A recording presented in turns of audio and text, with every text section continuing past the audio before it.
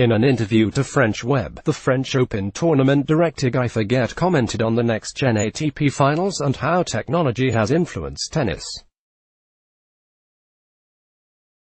I find this approach very interesting, even though I am a pretty classic person who does not like changes. It's interesting because I think our sport is a show and competes with other ones like basketball, football and video games. It needs to attract new players.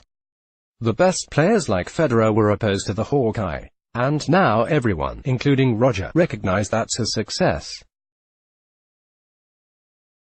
Why didn't you introduce it before? About the criticism coming from WTA for scheduling semi-finals on Suzanne Lenglen and Simon Mathieu, Forget concluded, our priority is, 1. Sports fair play for player recovery, and the second challenge was to finish the male and female draw-in Saturday and Sunday.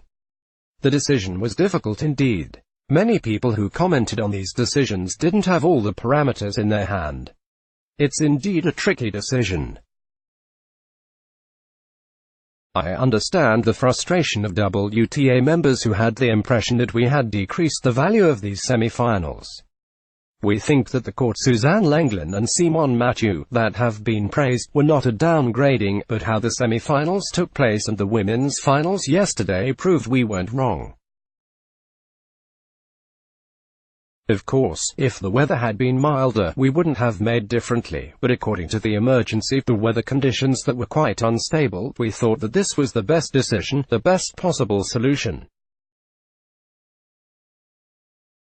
Of course, from 2020 onwards, this kind of issue will not bother us anymore. Let's block ads.